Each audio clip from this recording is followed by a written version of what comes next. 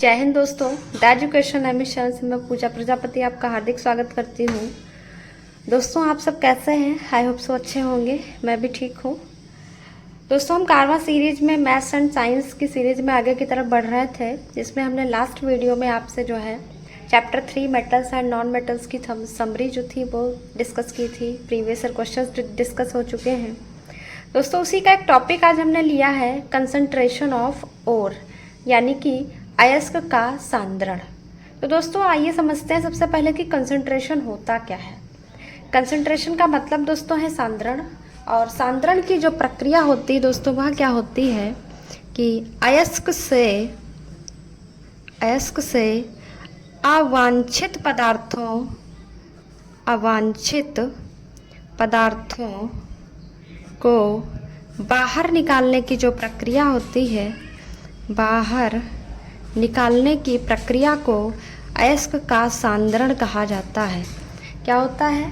अयस्क से अवांछित यानी कि जो हमारे काम के नहीं हैं, हार्मफुल सब्सटेंसेस हैं, उनको बाहर निकालने की प्रक्रिया को अयस्क का सांद्रण कहा जाता है, या आप उसको रिफाइनिंग भी बोल सकते हैं अयस्क की। तो दोस्तों, इसके कई सारे मेथड्स हैं। तो these are various methods used for concentration are stated below. इसके कुछ मेथड्स के बारे में आज हम डिस्कस करने वाले हैं। इसमें ऐसे देखिए आपका क्या है। फर्स्ट है hand picking. In this case the ore and the impurities differ in the size and shape of the particles. Hand picking यानी कि हाथ से चुनना।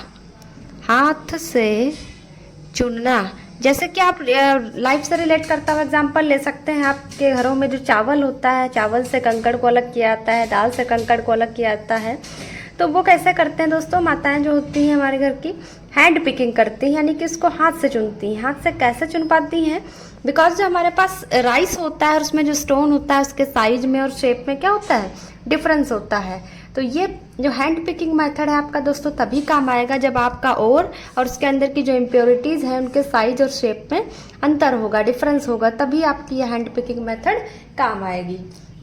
सेकेंड मेथड है दोस्तों हमारा फ्रॉथ फ्लोटेशन प्रोसेस। ये काफ़ी आपका इम्पॉर्टेंट प्रोसेस है दोस्तों, पूछा भी जाता है पेपर में। फ्रॉथ फ्लोटेशन प्रोसेस क्या है? इसको दोस्तों हिंदी में फेन प्लावन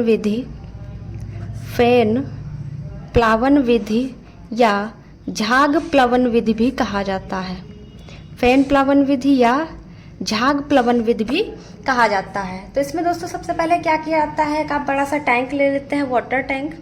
वाटर टैंक में क्या करते हैं? पहले से पानी भरा होता है। पानी के साथ साथ दोस्तों हम जो है इसमें पाइन ऑयल यानी कि पाइन का तेल, या फिर आप तारपीन का तेल या कोई अदर तेल भी आप इसमें इस्तेमाल कर सकते हैं।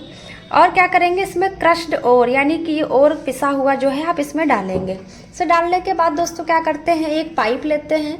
पाइप के थ्रू आप एयर ब्लो कराते हैं, यानी कि इसमें आप हवा प्रवाहित करते हैं। जब एयर प्रवाहित करते हैं इसमें तो क्या होता है दोस्तों, जो आपकी ओर की प्योरिटी होती है वह ओर जो होता है दोस्तों वो गीला होकर के झाग के रूप में ये ऊपर की तरफ आ जाता है। प्लस जो आपकी इम्प्योरिटीज़ होती हैं, अशुद्धियाँ होती हैं, वो तली में बैठ जाती हैं, यानी कि वो भीग करके भारी हो जाती हैं। भारी होने के साथ साथ वो कहाँ बैठ जाती हैं? बॉटम में। और उन अशुद्धियों को, इम्प्योरिटीज़ को क्या कहा जाता है दोस्तों? गैंग कहा जाता है। इसमें क्या क्या है आपका? वाटर था, पाइन ऑयल था, क्रश्ड ओर था, और ये आपका जो ऊपर झाग बन रहा है ये फ्रॉथ कैरिंग ओर, और ये थोड़ा सा प्योर ओर आपका इसके झाग के साथ आ जाता है। फिर झाग से इसको अलग कर लिया जाता है। तो फ्रॉथ फ्लोटेशन प्रोसेस को कैसे लिखेंगे? सबसे पहले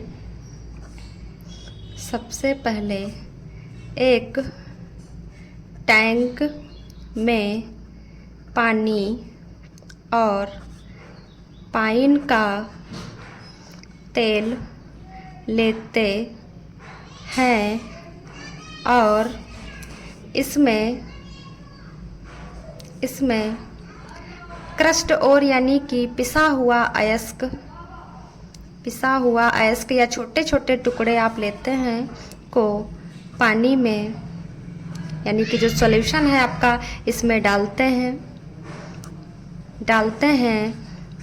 फिर एक नली की सहायता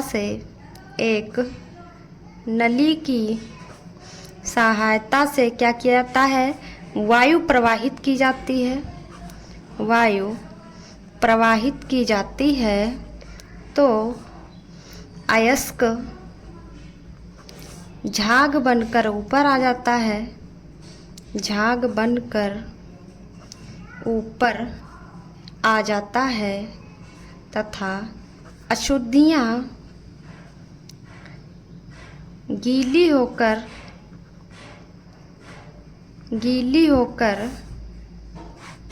भारी हो जाती हैं, तथा तली में बैठ जाती हैं, ठीक। फिर दोस्तों इस झाग को निकाल कर इससे और को अलग कर लिया जाता है और अशुद्धियाँ आपकी अलग हो जाती हैं। तो ये था हमारा फ्रॉथ फ्लोटेशन प्रोसेस यानी कि फेन प्लवन विधि, ठीक। अब ये इसका यूज़ किसके लिए करते हैं? तो दोस्तों इसका यूज़ आप ज़्यादातर सल्फाइड अयस्कों के लिए करते हैं। किसके लिए करते हैं दोस्तों? सल्फाइड अयस्कों के लिए ज़्यादातर ये विधि प्रयोग में लाई जाती है। नेक्स्ट आता है दोस्तों आपका थर्ड मेथड है मैग्नेटिक सेपरेशन। अब मैग्नेटिक सेपरेशन क्या होता है दोस्तों? मैग्नेटिक सेपरेशन में क्या करते हैं दोस्तों, हम दो व्हील टाइप के ले लेते हैं। ये दो पहिए टाइप के आपके स्ट्रक्चर दिख रहा होगा, इनको मैग्नेटिक रोलर कहा जाता है। और ये जो पहिए हैं व्हील, ये किसके बने हुए हैं दोस्तों? मैग्नेट के बने हुए हैं, इसलिए इनको मैग्नेटिक रोलर कहते हैं। फिर इस पर दोस्तों क्या की जाती है, एक पट्टी चढ़ा दी जाती है। ये पट्टी है, रबर की लगी हो सकती है कोई भी, जिसको बेल्ट कहा जाता है। फिर दोस्तों क्या किया जाता है, इसको ये जो आपका पूरा सिस्टम बना है, रोलर है, उसके ऊपर बेल्ट है, इसको जो है चला दिया जाता है और यहाँ से धीरे धीरे क्या करा जाता है, अयस्क को नीचे गिराया जाता है कीप की हेल्प से। यहाँ पर ये आपकी कीप लगी हुई है, कीप की हेल्प से जो पिसा हुआ अयस्क है वो धीरे धीरे डाला जाता है। जब आप अयस्क को डालते हैं तो अयस्क की जो मैग्नेटिक जो भी अशुद्धियाँ होती हैं या मैग्नेटिक आपका ओर होता है, तो वो क्या होता है कि वो रोलर के पास में गिरेगा और जो नॉन मैग्नेटिक सब्सटेंस होते हैं वो आपके उससे दूर भागते हैं। और ये किन अयस्कों के लिए यूज़ किया जाता है? तो यह आपके चुंबकीय अयस्कों के लिए यूज़ किया जाता है। चुंबकीय अयस्क जैसे कि कौन सा आप एग्जाम्पल ले सकते हैं, जैसे कि लोहे के अयस्क, ठीक है। जैसे हेमेटाइट, मैग्नेटाइट, इनके लिए इसका यूज़ किया जाता है चुंबकीय अयस्क के लिए। तो जब चुंबकीय अयस्क होगा तो उसमें कुछ मैग्नेटिक पार्ट भी होगा। तो मैग्नेटिक पार्ट क्या होगा, जब धीरे धीरे अयस्क चलता हुआ जाएगा तो मैग्नेटिक पार्ट पास वाले आपके कंटेनर में गिरेगा आपके, और जो नॉन मैग्नेटिक होगा वो इस व्हील से दूर होता जाएगा। तो नॉन मैग्नेटिक थोड़ा दूर गिरेगा आपका, ठीक है।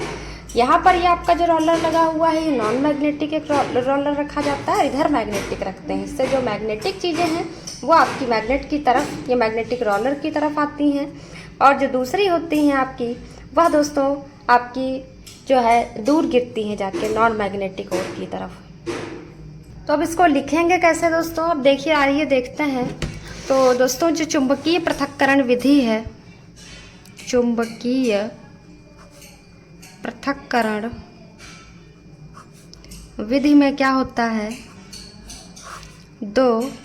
एक चुंबकीय पहिया लेते हैं, एक चुंबकीय पहिया तथा एक अचुंबकीय पहिया लेते हैं। अचुंबकीय पहिया लेते हैं, उस पर एक बेल्ट चढ़ा देते हैं, उस पर एक बेल्ट चढ़ा देते हैं। उसको चलाने के बाद पिसा हुआ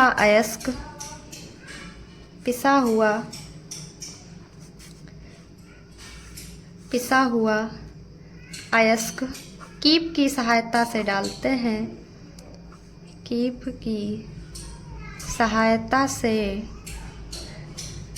डालते हैं तो चुंबकीय पदार्थ